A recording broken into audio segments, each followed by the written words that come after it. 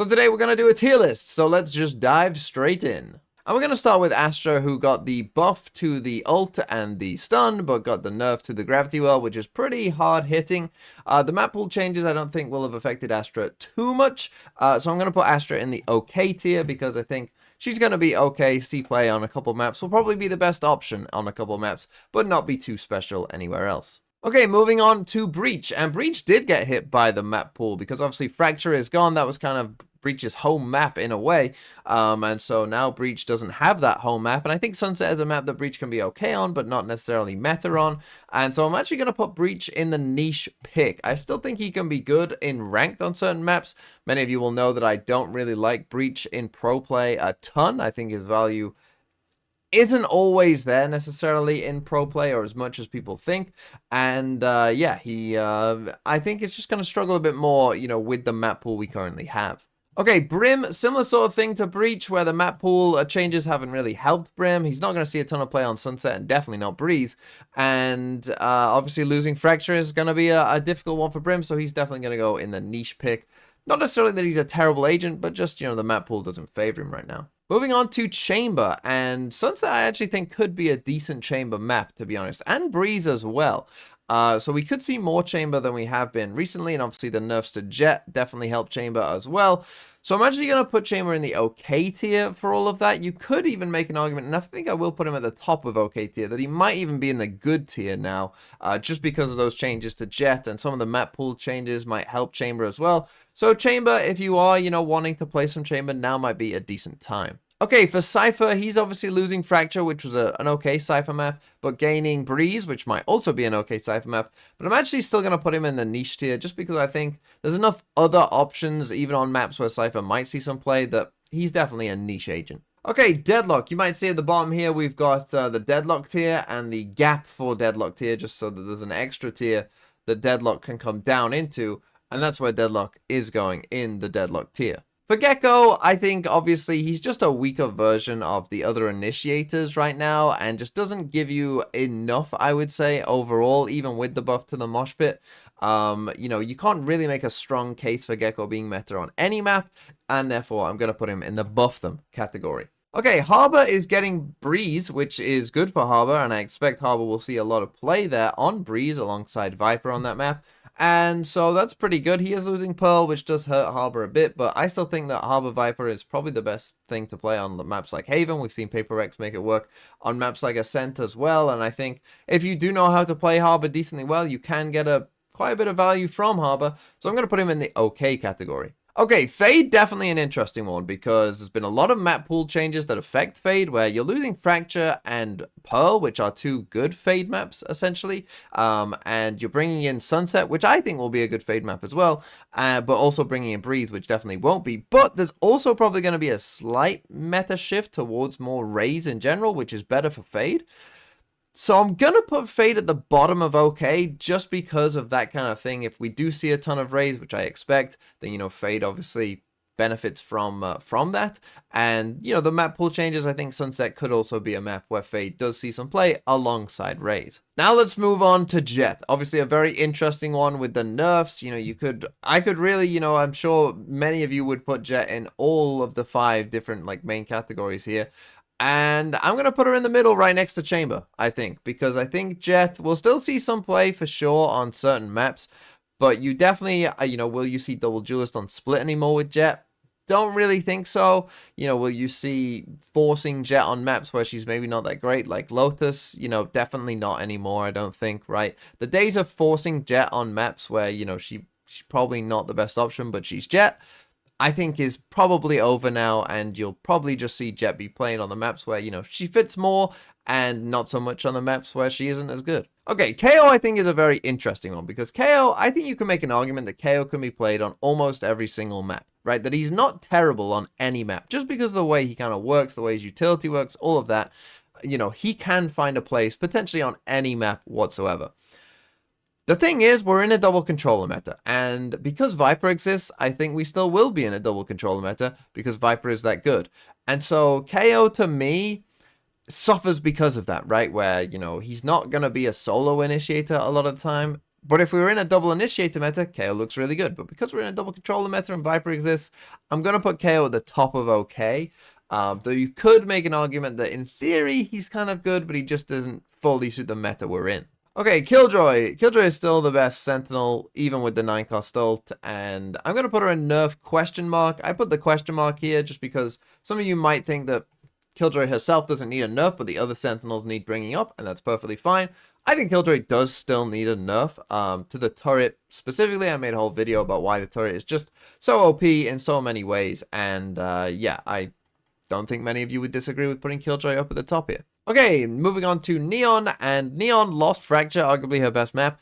Breeze is where you could see a bit of Neon, but I don't think that will really fully play out, and so I'm going to put Neon in the buff them category. Omen is going to be the first agent I put in the good category, where I don't think he needs a nerf necessarily. He kind of did get a nerf with the, the flash change there that they made, but I still don't think that's going to be enough to, make Omen bad or not see play on quite a few of these maps. Omen is a good agent and will still see quite a bit of play on, most of the maps probably. Okay, Phoenix. Phoenix arguably lost his best map in Pearl, where you could farm ult orbs, and the wall was actually pretty good for B, and yeah, that sucks. That sucks for Phoenix. So Phoenix is also going to go in the buff them because he lost his best map.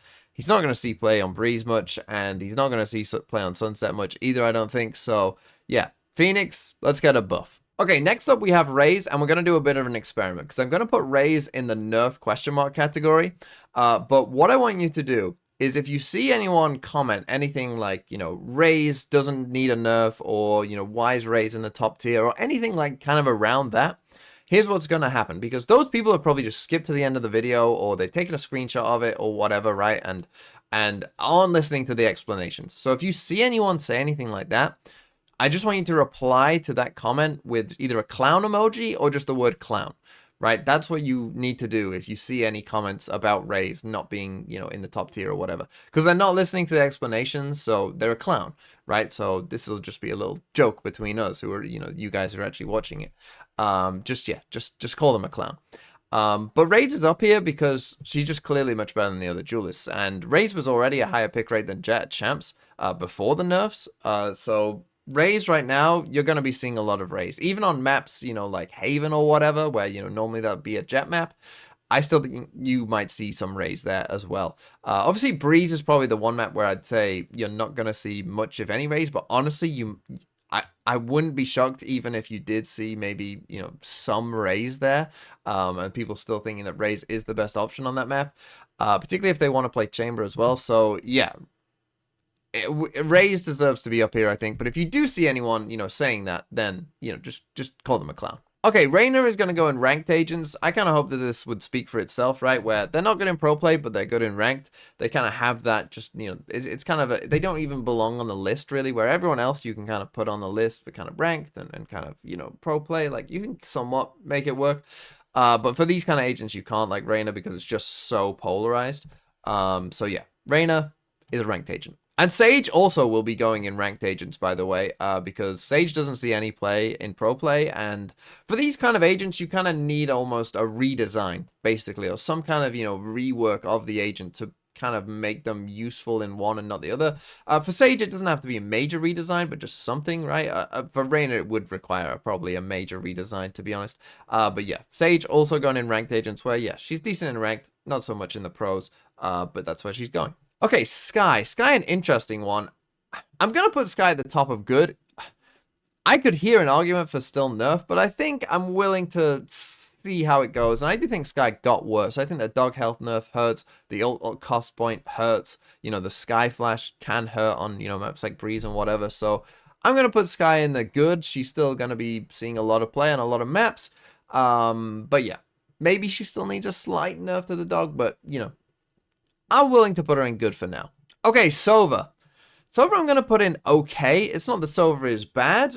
I think, though, that he's not going to see as much play as you might expect. Again, we're entering into a Raze meta, so that might help Fade more than Sova, right? You might get more Fade than Sova on some of these maps where previously it would have been a Sova map. So that's one thing. It's not that Sova is bad. It's just that he's probably not as good as Skye overall in that kind of role. And we're entering into a Raze instead of a Jet meta, so that's going to maybe hurt Sova as well. And so, yeah, he's just going to be okay. Okay, moving on to Viper, and I'm going to put Viper at the very top. And that might be a bit of a hot take. Some of you might have Killjoy above Viper, and I think Killjoy is very good, but I think Viper is the best agent in the game. And I think that even after all the nerfs that Viper has gotten throughout these years, I still think she's the best agent in the game. And I honestly think people should play Viper on every single map. Literally every single map. And pro teams should play Viper on every single map. And I know that sounds crazy, but I genuinely do believe that. I think that Viper is that strong. Let me explain why. Obviously on defense, we all know Viper's very good on defense, right? She can hold down a site completely by herself, you know, is very difficult to get through, has probably, you know, one of, if not the most stopping power in the entire game. So, you know, defense side, very good. We all know that. On attack though, and this is where a lot of people go wrong, is don't think of Viper as a controller. Okay, when you play Viper as a solo controller, she's not that good, right? You really limit Viper's potential as a solo controller.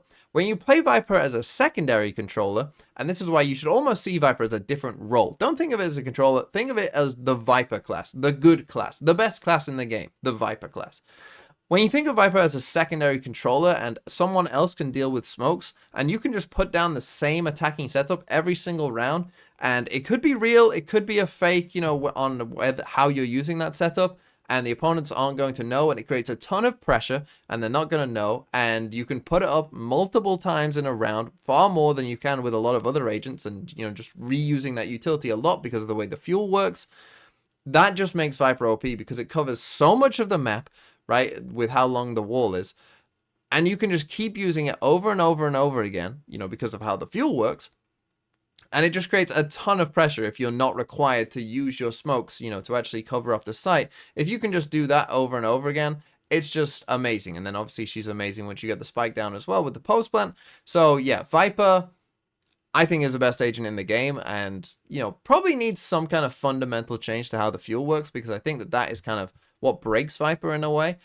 So yeah, that's where I'm putting Viper up at the very top. And then finally, Yoru, which is an interesting one, because maybe if the Jet nerf is even bigger than this, right? Let's say the Jet nerf actually, Jet ends up really bad, right? Like, some people come to the conclusion she's unusable. I don't think that would happen. But then Yoru actually might be a beneficiary of that for maps like Breeze, right? Big maps like that where Raze might not be as good, right? That's when a Yoru, you might actually see him. So, but I'm still not thinking that's really going to happen. So I'm going to put him in the buff them category. And that is my tier list. Deadlock all the way down here. Some ranked agents. And then here are the rest.